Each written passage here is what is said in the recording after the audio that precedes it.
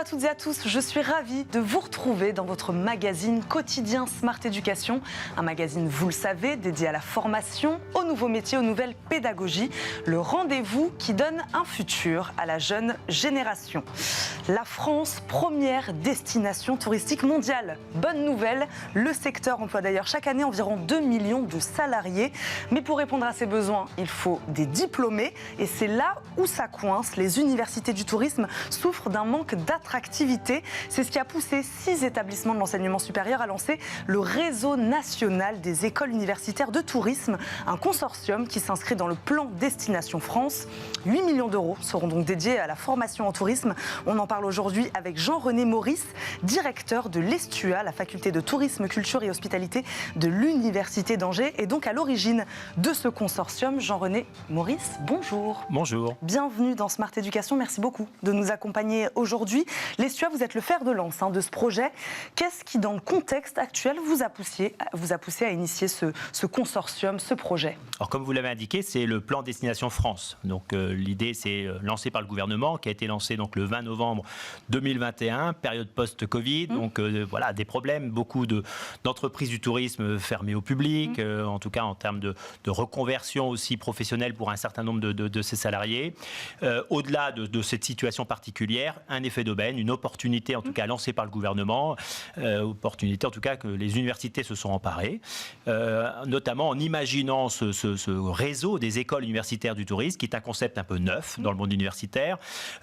Au-delà donc du 20 novembre 2021, annoncé par Jean Castex, mesure 3, donc l'axe 1 de ce plan de relance, nous sommes la mesure 3, et donc créer en tout cas, recruter les futurs talents de demain dans le domaine du tourisme. Donc on est parti de cette feuille, en tout cas de route, avec d'autres collègues universitaires, pour créer et imaginer ce réseau qui s'inspire un peu du modèle des IAE. Les IAE, ce sont les écoles de management dans le monde universitaire, créées il y a plus de 60 ans, et comment nous, universités françaises, et qui développons des formations en tourisme, parfois un peu isolées, chacun et chacune de notre côté, comment on travaille ensemble et comment on imagine un concept nouveau pour que les universités françaises se positionnent justement sur cette excellence en recherche et en formation en tourisme. Pour rester sur ce contexte un peu particulier, en effet, depuis la crise du Covid, à quel grand défi, diriez-vous, le secteur du tourisme est confronté aujourd'hui? C'est-à-dire qu'il fallait évidemment rebooster, redynamiser l'attractivité. On a parlé aussi beaucoup de transition écologique, de digitalisation. Voilà, expliquez-nous aujourd'hui quels sont les grands chantiers, les grands enjeux du secteur. On rentrera après évidemment avec vous dans le détail de ce consortium, de ce projet. Mais voilà, aujourd'hui, pour qu'on a la chance de vous avoir avec nous, dites-nous un peu à quels enjeux est confronté le secteur. Alors bon, la France, effectivement, comme vous l'avez indiqué tout à l'heure, première destination touristique mondiale, bon, en termes de flux, en termes d'arrivée, pas obligatoirement en termes de retombées économiques, ça c'est un autre sujet. Des grandes entreprises aujourd'hui, et des petites entreprises, beaucoup de petites entreprises justement qui travaillent dans le tourisme, qui ont aussi quelques difficultés de recrutement, on le voit, l'actualité en parle régulièrement. Donc ça c'était quelque chose qui effectivement dans un contexte très particulier que constitue cette période post-Covid, mais on est aussi sur des enjeux de société. On parle de transition écologique, comme vous l'avez indiqué, on parle de digitalisation, donc des métiers qui sont aussi en termes d'évolution par rapport à des managements dans les entreprises du tourisme, et donc de nouveaux besoins. Et vous êtes au cœur de tout ça, on est au cœur en tant qu'acteur de la formation. Tout à fait. Et quand on parle des formations au tourisme, justement dans le monde universitaire, on est sur des formations pluridisciplinaires, où les relations humaines tiennent une place importante. Donc comment on accompagne et comment on forme les futurs talents de demain. Et alors, naturellement, à l'université, on part de la licence, post-bac, Parcoursup notamment, des masters, mais également aussi des doctorats. Donc on a aussi, par exemple à l'ESTUA, 27 aujourd'hui doctorants qui préparent des thèses et qui aussi réfléchissent sur l'avenir et le développement du tourisme. Donc c'est s'emparer en tout cas de tous ces enjeux, et créer ce réseau, c'est être ensemble justement pour pouvoir mieux réussir justement à conquérir les futurs talents de demain. On voit bien la réponse actuellement attendue par les entrepreneurs, c'est comment demain ils arrivent à recruter de futurs salariés, de futurs managers. À nous, universités, de les accompagner et de les préparer. On est parfois aussi sur du temps long. Un master, c'est 5 ans. Un doctorat, c'est 8 ans. Au-delà de tout ça, c'est apporter des réponses en termes d'emploi, en termes de compétitivité, en termes justement par rapport à une destination qu'est la France. Comment on gardera cet enjeu. Le tourisme, tout le monde en parle. Tout le monde est d'accord pour dire que c'est important, mais en même temps, agir régulièrement sur le sujet pour pour preuve, là, c'est un petit clin d'œil au gouvernement, mais on n'a pas encore de ministère officiel du tourisme. On a un ministère de la culture, on a un ministère de l'économie, on a plein de ministères, mais on n'a pas de ministère du tourisme, alors que tout le monde s'accorde à dire que le tourisme est important. Donc là aussi, au-delà d'un enjeu politique, pour les collectivités, pour les territoires, pour la destination France, nous, universités, on s'en empare et on va accompagner et donner de la visibilité, de la lisibilité au tourisme. Vous parliez de tension de recrutement, évidemment, on le sait sur certains métiers de l'hôtellerie et de la restauration, notamment. Est-ce que vous peinez aujourd'hui à attirer les jeunes talents, justement, vers ce secteur-là? Pas tant que ça, hein, parce que, pour prendre le cas que je connais un peu plus, qui est l'Histoire, Parcoursup, donc les lycéens qui, en ce moment, ont positionné, ça y est, c'est engagé, ont positionné, en tout cas, des projets de formation universitaire. Nous, sur une licence, mention de licence et un parcours tourisme, on est à peu près à 1300 étudiants qui postulent pour 120 places. Et en hospitalité, puisqu'on parle plutôt d'hospitalité quand on parle d'hôtellerie, restauration, événementielle, tous les métiers de l'hospitalité, on est autour aussi à peu près de 1100 candidatures. Donc après, les étudiants font aussi plusieurs choix, hein, c'est-à-dire que ce n'est pas uniquement à Angers, pour 120 places aussi en première année de licence. Donc on voit bien aussi qu'aujourd'hui, on sent justement aujourd'hui peut-être un retour, pas uniquement par rapport au réseau des écoles universitaires, mais par rapport à un intérêt, en tout cas, des jeunes pour ces métiers-là. Alors peut-être, est-ce que l'offre de formation est suffisante pour répondre aujourd'hui aux besoins exponentiels du secteur? Oui, l'offre existe, je pense. À quoi ressemble le paysage de la formation? Là, on va parler évidemment de ce réseau, donc on parle des universités, il y a des écoles privées aussi. Exactement, vous avez effectivement un certain nombre d'écoles privées, hein, je pense à Excelia, à La Rochelle notamment, mais on parle aussi de Ferrandi, on parle de Bocuse, donc, qui est maintenant devenu Life, Lyon for Excellence. Donc on voit bien qu'il y a le privé qui occupe effectivement un espace. Il y a aussi beaucoup de public, parce qu'on oublie aussi, quand on parle de tourisme, c'est tous les BTS tourisme, hein, qui sont aussi attachés dans les lycées et qui sont au cœur des territoires.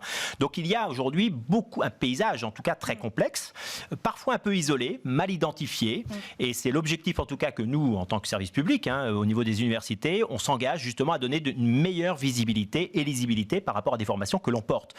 En termes d'étudiants, les 6 universités aujourd'hui rassemblent plus de 6500 étudiants. C'est-à-dire qu'aujourd'hui, ce sont 6500 étudiants qui sont formés au métier du tourisme, hein, de la licence justement jusqu'au master et doctorat. Et rien que pour prendre l'exemple de l'Histoire, à Angers, qui est le premier pôle européen de formation au métier du tourisme en Europe, on me dit peut-être dans le monde, bon là restons modestes, mais en tout cas en France et en Europe, c'est 3500 étudiants qui chaque année sont inscrits à l'université d'Angers, à l'Histoire, pour être préparés au métier du tourisme et de l'hospitalité. Comment vous collaborez ensemble, et peut-être que ça va nous amener justement, nous réamener sur ce réseau national des écoles universitaires du tourisme, comment vous collaborez avec ces autres établissements publics, en l'occurrence ces autres universités, peut-être en termes d'apprentissage, de continuité pédagogique, comment vous collaborez ensemble, et peut-être que on va parler de peut-être d'un renforcement de ce lien avec ce réseau-là. La collaboration entre universités, elle est surtout portée par rapport à la recherche.